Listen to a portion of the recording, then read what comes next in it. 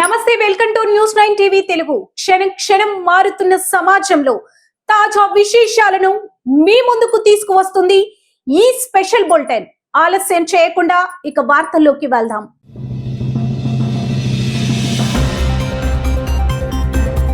ఖమ్మం జిల్లాలో సాగునీటి కష్టాలు ముదిరిపాకన పడ్డాయి. ప్రాణం పోయాల్సిన నీరు రైతు కళ్ళల్లో కన్నీరు తెప్పిస్తుంది.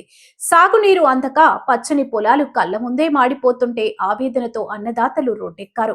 కొడిచెర్ల మండలం గుబ్బగుర్తి వద్ద పరిస్థితి నిప్పు కణికలా మారింది. మాడిపోతున్న మొక్కజొన్న, మండిపడుతున్న రైతన్న. నాగార్జున సాగర్ నీటి విడుదలపై అధికారుల మొండి వైఖరి. ఏస్కూర్ పల్లిపాడు రహదారిపై రాస్తారోకో స్తంభించిన రవాణా. అధికారుల నిర్లక్ష్యం, నాయకుల ఉదాసీనత వెరిసి ఖమ్మం జిల్లా రైతులకు కన్నీరే మిగిల్చింది. ఎన్నో ఆశలతో సాగు చేసిన మొక్కజొన్న పంట ఇప్పుడు నీరు లేక ఎండిపోతుంది. నాగార్జున సాగర్ నుండి నీటిని విడుదల చేయాలని వేడుకున్న పాలకులు పట్టించుకోవడం లేదని రైతులు ఆగ్రహం వ్యక్తం చేస్తున్నారు. గుబ్బగుర్తి వద్ద ఏస్కూరు పల్లిపాడు రహదారిపై బైఠాయించిన రైతులు ట్రాఫిక్ ను పూర్తిగా అడ్డుకున్నారు. ఓట్ల సమయంలో దండలు వేయించుకునే నాయకులు ఇప్పుడు పంటలు ఎండిపోతుంటే కనీసం కన్నెత్తి కూడా చూడడం లేదని రైతులు నిప్పులు చెరుగుతున్నారు. అధికారులు ఇప్పటికైనా ఏసీ గదుల నుంచి బయటకు వచ్చి క్షేత్రస్థాయి పరిశీలన చేయకపోతే ఇక్కడ ధర్నా ఇక్కడితో ఆగేది లేదని, జిల్లా వ్యాప్త ఉద్యమంగా మారుతుందని హెచ్చరిస్తున్నారు. ఒకవైపు సాగర్ నీళ్లున్నా అవి పొలాలకు ఎందుకు చేరడం లేదు? అధికారుల వైఫల్యమా లేదా రాజకీయ పక్షపాతమా? ఏదైతేనేం అన్నదాత ఆగ్రహం ఇప్పుడు కట్టలు తెంచుకుంది. తక్షణమే నీటిని విడుదల చేయకపోతే మలిదశ పోరాటం ఉధృతం చేస్తామని రైతన్నలు హెచ్చరిస్తున్నారు.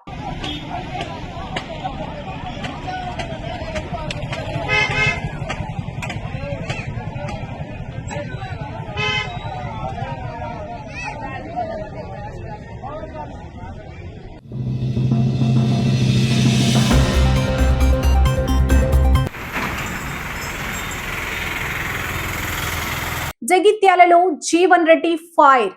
జగిత్యాల మున్సిపల్ ప్రచారంలో కాకరేపుతున్న మాజీ మంత్రి జీవన్ రెడ్డి. ఇది ఆత్మ గౌరవానికి, అవకాశవాదానికి మధ్య జరుగుతున్న పోరాటం. టికెట్ల కేటాయింపుపై అధికార పక్షం విమర్శలకు జీవన్ రెడ్డి ఘాటు కౌంటర్. జగిత్యాల జిల్లా కేంద్రంలో మున్సిపల్ ఎన్నికల ప్రచారం క్లైమాక్స్ కు చేరుకుంది. ప్రధాన పార్టీల నేతలు విమర్శలు, ప్రతి విమర్శలతో పొలిటికల్ హీట్ ను పెంచేస్తున్నారు. ఈ క్రమంలోనే ప్రచార బరిలోకి దిగిన మాజీ మంత్రి, సీనియర్ నాయకులు జీవన్ రెడ్డి అధికార పార్టీ లక్ష్యంగా విమర్శన అస్త్రాలు సంధించారు. జగిత్యాల పట్టణ అభివృద్ధి, రాజకీయ విలువలపై ఆయన సంచలన వ్యాఖ్యలు చేశారు. వార్డుల్లో ఎన్నికల ప్రచారంలో పాల్గొన్న అనంతరం జీవన్ రెడ్డి మీడియాతో మాట్లాడారు.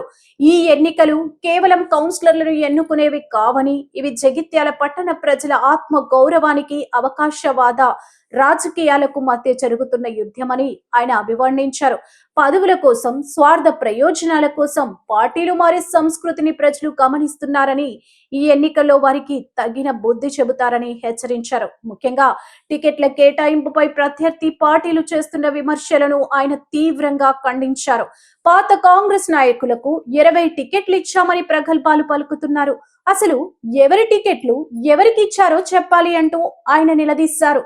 క్షేత్రస్థాయిలో బలం ఉన్నవారికే టికెట్లు దక్కాయని, అబద్ధపు ప్రచారాలతో ఓటర్లను తప్పుదో పట్టించలేరని మండిపడ్డారు. కాంగ్రెస్ హయాంలోనే జగిత్యాల అభివృద్ధి చెందిందని, పట్టణ ప్రజలు ఎప్పుడూ నీతి, నిజాయితీ వైపే ఉంటారని జీవన్ రెడ్డి ఆశాభావం వ్యక్తం చేశారు. ఈ ఎన్నిక ఏదైతుందో జగిత్యాల పట్టణ ప్రజల ఆత్మ గౌరవానికి, అవకాశవాదానికి మధ్య దొరుకుతున్న ఎన్నిక తల్లి అంటుండే. అంటుండు పాత కాంగ్రెస్ 20 ఇచ్చినాం కదా, నువ్వెవడు ఇచ్చడానికి? మా 30 టికెట్లు ఎత్తుకపోయినవరా అంటే మీకు 20 ఇచ్చినాయి కదా అంటే తల్లి.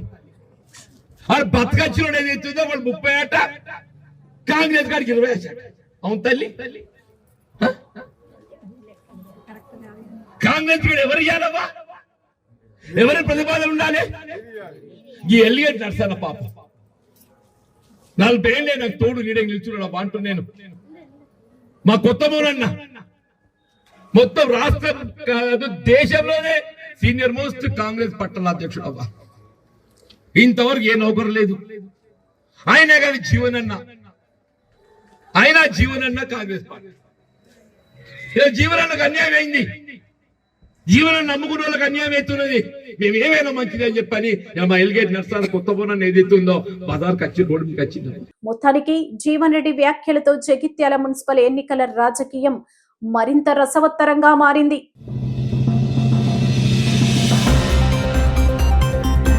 కాగజ్ నగర్ లో కాంగ్రెస్ జోరు. కాగజ్ నగర్ మున్సిపాలిటీ వేదికగా రాజకీయం వేడెక్కుతుంది. ఎన్నికల సమయం దగ్గర పడుతుండటంతో ప్రధాన పార్టీలన్నీ ప్రచారంలో స్పీడ్ పెంచాయి. ముఖ్యంగా కాంగ్రెస్ పార్టీ ఈసారి మున్సిపాలిటీపై పట్టు సాధించడమే లక్ష్యంగా పావులు కదుపుతోంది. క్షేత్రస్థాయిలో ఓటర్లను చేసుకునేందుకు అభ్యర్థులు ఇంటింటికి తిరుగుతూ హామీల వర్షం కురిపిస్తున్నారు. మున్సిపల్ ఎన్నికల కోఆర్డినేటర్ ఆడే గజేందర్ నేతృత్వంలో కాంగ్రెస్ శ్రేణులు దూసుకుపోతున్నాయి. ఈసారి కాగజ్ నగర్ మున్సిపాలిటీపై కాంగ్రెస్ జెండా ఎగరడం ఖాయమని గజేందర్ ధీమా వ్యక్తం చేస్తున్నారు. ముఖ్యంగా 25వ వార్డు అభ్యర్థి దుర్గం సూరజ్ తరపున జరిగిన ప్రచారం స్థానికుల దృష్టిని ఆకర్షించింది.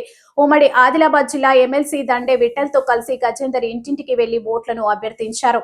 ప్రచారంలో భాగంగా గజేందర్ కీలక వ్యాఖ్యలు చేశారు. దుర్గం సూరజ్ ఆందరివాడు, ప్రజల సమస్యలు తెలిసిన యువకుడు అంటూ ఓటర్లకు పరిచయం చేశారు. ఒక్క అవకాశం ఇస్తే వార్డులోని అన్ని సమస్యలను పరిష్కరించే బాధ్యతను తాము తీసుకుంటామని ప్రజలకు హామీ ఇచ్చారు. కేవలం 25వ వార్డు మాత్రమే కాకుండా మిగిలిన వార్డుల్లోనూ కాంగ్రెస్ గాలి వీస్తుంది. 25వ వార్డు అభ్యర్థి జావాజీ కవిత తరపున ప్రచారం నిర్వహించి క్షేత్రస్థాయిలో ఎన్నికల పరిస్థితులపై గజేందర్ చర్చించారు.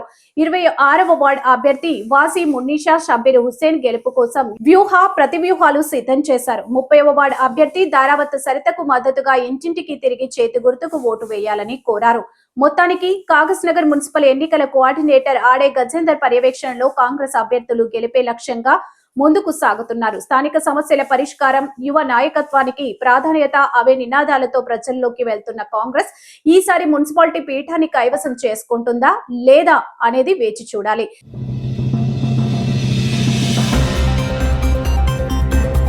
రాయకల్ పట్టణంలో బీఆర్ఎస్ అభ్యర్థుల తరపున హోరెత్తిన ప్రచారం. రోడ్ షోలో పాల్గొన్న ఎమ్మెల్సీ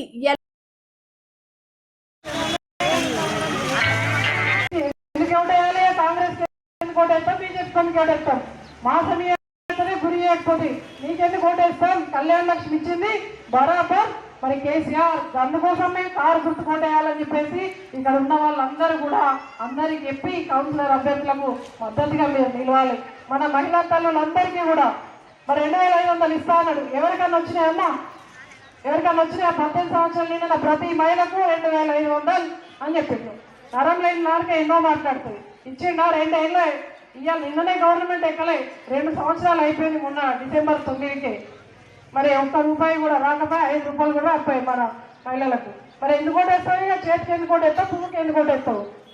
ఇవాళ మహిళలను కడుపులో పెట్టుకుని చూసుకున్నటువంటి మరి ఎవరైతే ఉన్నారో కేసీఆర్ అని చెప్పేసి మీ అందరూ కూడా గుర్తుపెట్టుకోవాలి. మన భద్రత కోసం కూడా షీటింగ్లు పెట్టిండు కేసీఆర్ సార్ ఉన్నప్పుడు.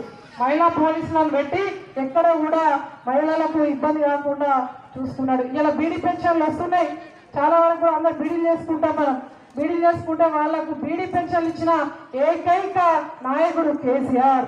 ఈయన వచ్చిన తర్వాత ఇస్తుండే ఎవరికన్నా? ఎవరికి వస్తలేదు. మరి ఎందుకంటే వస్తాను నీకు? వాళ్ళు ఎట్లా అడుగుతారు? ఏం మొహం పెట్టుకొని అడుగుతారు? ఈ పువ్వు గుర్తాలు, చేతి గుర్తాలు. కాబట్టి గది ఆలోచించాలి. ఇలా రైతులను మోసం చేసిండు, చేనేత కార్మికులను మోసం చేసిండు.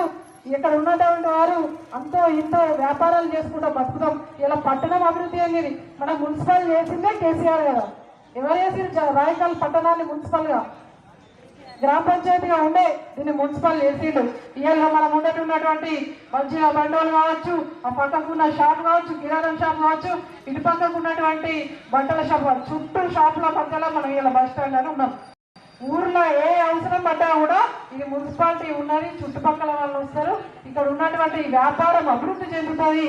కాబట్టి అందరూ కూడా వాళ్ళ కుటుంబం ఆర్థికంగా బతకాలంటే దీన్ని పట్టణం చేస్తే ఆ రకంగా మరి ఇక్కడ ఉన్నటువంటి అన్ని రకాల వసతులు కూడా మీకు అందజేసే విధంగా ఉంటుందని దీన్ని మున్సిపాలిటీ చేసినటువంటి ఘనత కేసీఆర్ది. అంతా ఇంత మనం ఇంత ఆర్థికంగా నిలదొక్కున్నాం అంటే ఇది రాయకల్ పట్టణం చేసిండు, మున్సిపాలిటీ చేసిండు కేసీఆర్ కాబట్టి ఈ విధంగా వ్యవస్థ ఉన్నది. ఇలా ప్రతి పైసా కూడా కేసీఆర్ సారే ఇస్తున్నారు. మరి ఎండ బాగా కొడుతున్నాయి. నేను చూస్తున్నా అక్కడిక్కడ కూర్చున్నారు. చెప్పాలంటే బాగున్నది, మేం చెప్పిపోడు కాదు, అభ్యర్థుల పక్షాన మీరే ఒకసారి ఆలోచించుడు. మీ అందరు ఓటేస్తారు, కానీ 11వ తేదీ దాకా మీ అందరూ మీరే అభ్యర్థులై మరి ఇంటింటికి తిరిగి కారుకే ఓటేస్తేనే మనం చల్లగా ఉంటాం. చేతి కోటేస్తే మన నెత్తి మీద చేతి పెడతారు బస్సు నష్టం లెక్క. పువ్వు కోటేస్తే ఎలక్షన్లలో అప్పుడు వచ్చినప్పుడు వాళ్ళు చేసేది ఏం లేదు. కాబట్టి మీ అందరూ కూడా దయచేసి మరి అందరూ కూడా కారు గుర్తుకు ఓటేసి అందరినీ కూడా గెలిపించగలరని చెప్పేసి పేరు పేరున విజ్ఞప్తి చేస్తున్నా. కారు గుర్తు 2 ప్రభుత్వాలు పరిపాలిస్తున్నాయి. భారతీయ జనతా పార్టీ సంవత్సరానికి 2 కోట్ల ఉద్యోగాలు ఇస్తామని చెప్పని దాదాపు 12 ఏళ్లుగా నరేంద్ర మోదీ గారి నాయకత్వంలో ఉద్యోగాలు ఇచ్చిన పాపాను పోలేదు. రోజు రోజు కేంద్ర ప్రభుత్వంలో అప్పులు పెరుగుతూనే ఉన్నాయి. రాష్ట్రంలో ఉన్నటువంటి కాంగ్రెస్ ప్రభుత్వం రేవంత్ రెడ్డి గారు ముఖ్యమంత్రిగా ఇచ్చినటువంటి 6 హామీలు కానీ 426 చేస్తున్నటువంటి పనులు కానీ ఏవి కూడా ముందుకు సాగడం లేదు. స్పష్టంగా దా వసంత గారు రాజశేఖర్ గారు చెప్పడం జరిగింది. మీ అందరికీ నా తరఫున విజ్ఞప్తి ఏంటంటే ఈ 5 అభ్యర్థులు మీతో మాట్లాడించినాం. పురపాలక సంఘమైనటువంటిది స్థానిక సంస్థల ఎన్నికలు. నేను దాదాపు 45 ఏళ్ల కింద రాయకల్ సంబంధించినటువంటి కొండాపూర్ చెరగొండపూర్ వరకు ఉండేటువంటి మట్టి రోడ్ ఏరియాలో చదువుకున్న పిల్లలు గారు ఇక్కడికి వచ్చిన మొట్టమొదలు 45 ఏళ్ల కింద.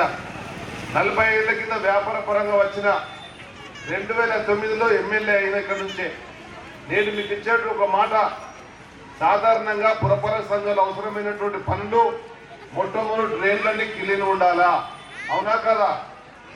డ్రైన్లన్నీ క్లీన్ ఉండాలా లేదా? క్లీన్ ఉండాలా. రోడ్లన్నీ సాఫ్ సఫాయి ఉండాలా లేదా? రోడ్లన్నీ సాఫ్ సఫాయి ఉండాలా. వీధి దీపాలు వెలగన్నా లేదా? వీధి దీపాలు వెలగాలి.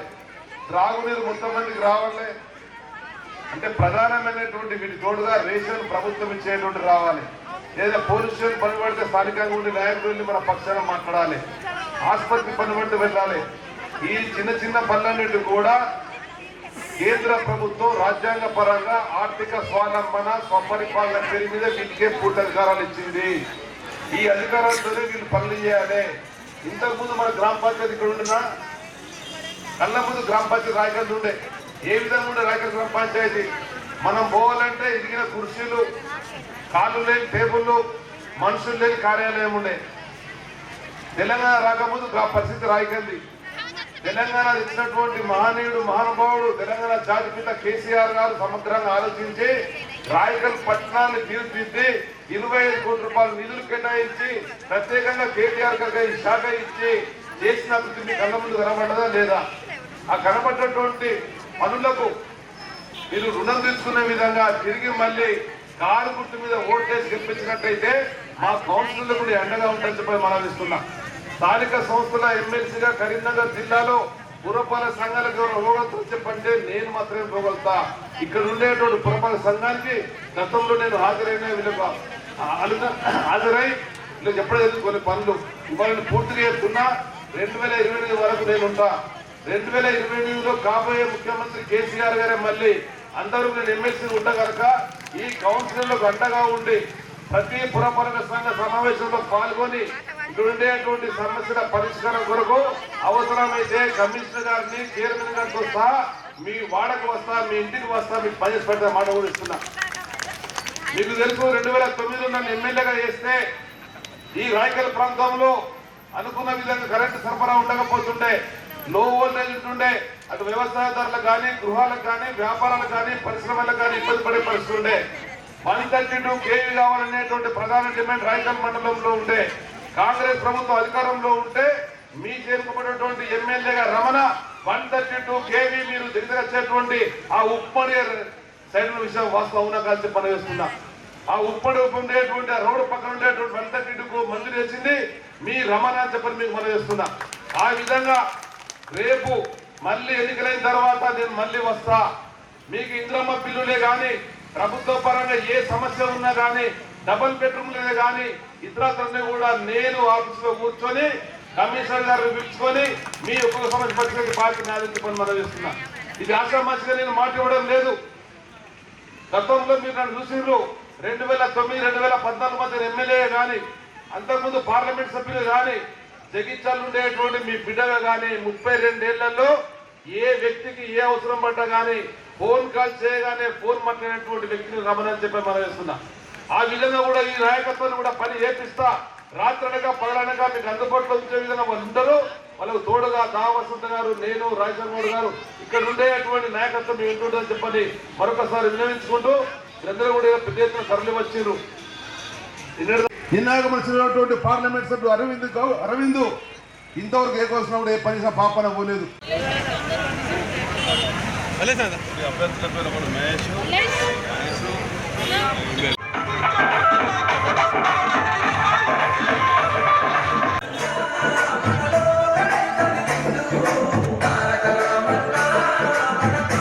మున్సిపల్ ఎలక్షన్ లో భాగంగా రాయకల్ పట్టణానికి ఇచ్చేసిన గౌరవనీయులు ఎమ్మెల్సీ ఎల్రమణ గారికి మరియు జైత్యాల తొలి జడ్పీ చైర్పర్సన్ శ్రీమతి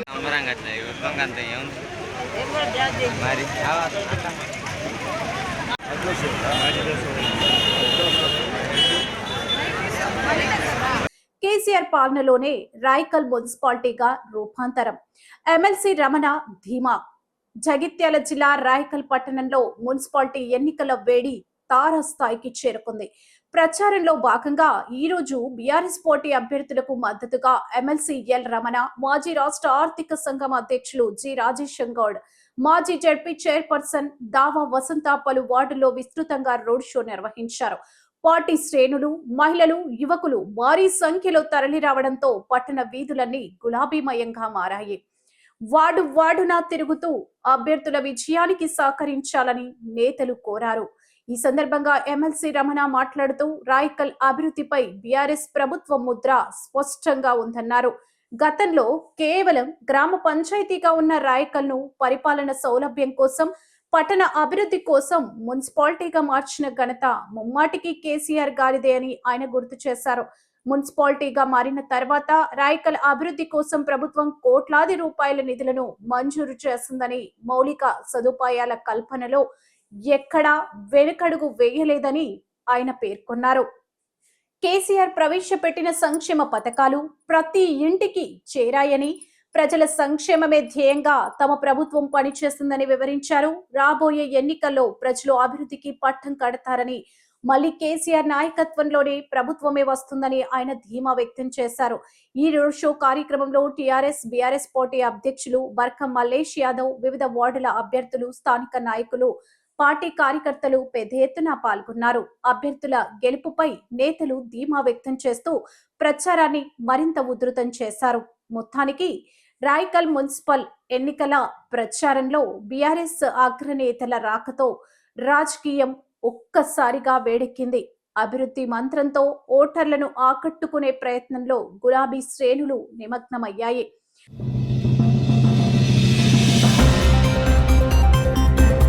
జగిత్యాల పట్టణ రాజకీయాలు ఒక్కసారిగా వేడెక్కాయి.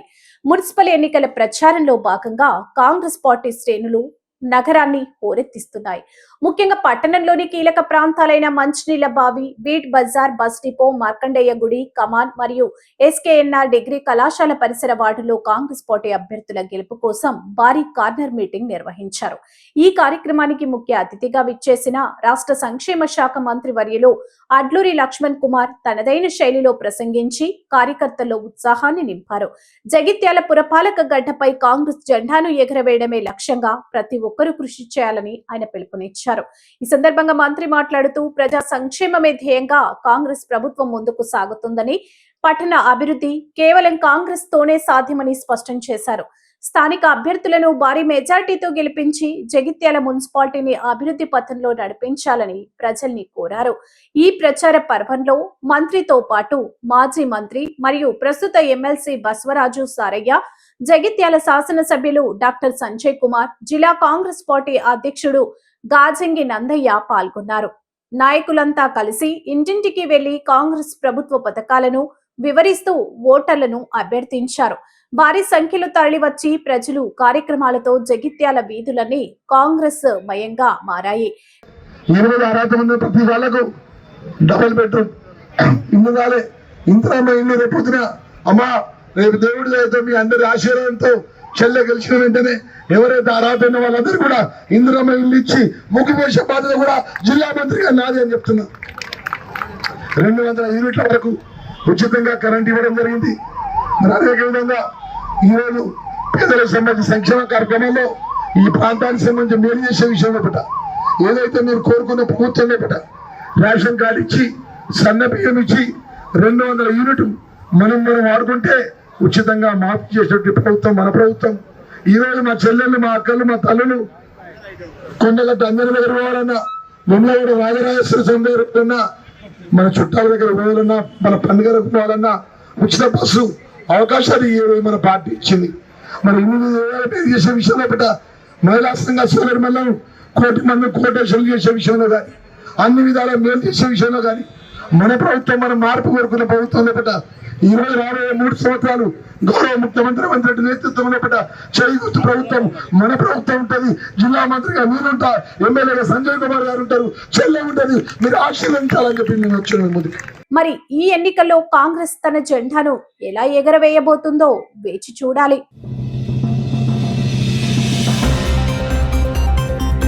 నిర్మల్ గడ్డపై గులాబీ జెండా రీసౌండ్. నిర్మల్ మున్సిపల్ ఎన్నికల నగారా మోగింది. పట్టణ వీధులన్నీ గులాబీమయమయ్యాయి. అభివృద్ధికి కేర్ ఆఫ్ అడ్రస్ గా నిలిచిన నిర్మల్లో మరోసారి కారు జోరు స్పష్టంగా కనిపిస్తుంది. గులాబీ జెండా ఎగరాలే, గుంపులు కట్టి నడవాలే అన్న నినాదంతో బీఆర్ఎస్ శ్రేణులు ఎన్నికల రణక్షేత్రంలో దూసుకుపోతున్నాయి. నిర్మల్ పట్టణంలోని 3, 14, 17 వార్డుల్లో నిర్వహించిన ఎన్నికల ప్రచారం ఒక ప్రపంచనంలా సాగింది. ఎమ్మెల్యే అనిల్ జాదవ్ నేతృత్వంలో సాగిన ఈ ప్రచార పర్వం ఓటర్లలో కొత్త ఉత్సాహాన్ని నింపింది. ఈ సందర్భంగా ఎమ్మెల్యే కీలక వ్యాఖ్యలు చేశారు. తెలంగాణ గడ్డపై ప్రతి ఇల్లు, ప్రతి మనసు కేసీఆర్ నామస్మరణ చేస్తుందని, సంక్షేమ పథకాలే బీఆర్ఎస్ అభ్యర్థులకు శ్రీరామ రక్ష అని స్పష్టం చేశారు. ఒకప్పుడు సాధారణ పట్టణంగా ఉన్న నిర్మల్ను జిల్లాగా మార్చి సకల సౌకర్యాలను కల్పించిన ఘనత కేసీఆర్ ప్రభుత్వానిదే అని ప్రచారంలో నాయకులు నొక్కి చెప్పారు. 3వ వార్డులో జరిగిన ప్రచారంలో నిర్మల్ నియోజకవర్గ ఇన్ఛార్జ్ రామ్ కిషన్ రెడ్డి, బోత్ మాజీ ఎంపీపీ తులా శ్రీనివాస్ తో కలిసి ఎమ్మెల్యే అనిల్ జాదవ్ పాల్గొన్నారు. ఫిబ్రవరి 11న జరిగే పోలింగ్ లో ప్రతి ఒక్కరూ కారు గుర్తుపై ఓటు వేసి నిర్మల్ పురోగతిని కొనసాగించాలని పిలుపునిచ్చారు. 14, 17 వార్డుల్లో ఇంటింటికి తిరిగిన ఎమ్మెల్యే అనిల్ జాదవ్ ప్రజల నుంచి వస్తున్న స్పందన చూసి ఉప్పొంగిపోయారు. ప్రతి ఇంట్లో ఒక లబ్ధిదారుడున్నారు, ప్రతి మనసులో కేసీఆర్ పట్ల ప్రేమ ఉంది అని ఆయన పేర్కొన్నారు. కేసీఆర్ నాయకత్వం మళ్లీ రావాలని, నిర్మల్ అభివృద్ధి పథంలో దూసుకుపోవాలని స్థానిక ప్రజలు బలంగా కోరుకుంటున్నారు. ఈ ప్రచారం నిరూపించింది. ఫిబ్రవరి 11న జరిగే ఎన్నికల్లో ఓటింగ్ డబ్బా తెరిస్తే అందులో గులాబీ ఓట్ల వర్షం కురవడం ఖాయమని బీఆర్ఎస్ శ్రేణులు ధీమా వ్యక్తం చేస్తున్నారు. అభివృద్ధి చేసిన వారికే పట్టం కట్టాలని, కారు గుర్తుకు ఓటు వేసి గులాబీ అభ్యర్థులను భారీ మెజార్టీతో గెలిపించాలని కోరుతూ అనిల్ జాదవ్ తన ప్రచారాన్ని ఉధృతం చేశారు. చూడాలి మరి నిర్మల్ ఓటర్ నాటి ఎటువైపు ఉందో. మరిన్ని స్పీడ్ న్యూస్ బులెటిన్స్ కోసం చూస్తూనే ఉండండి News 9 TV తెలుగు.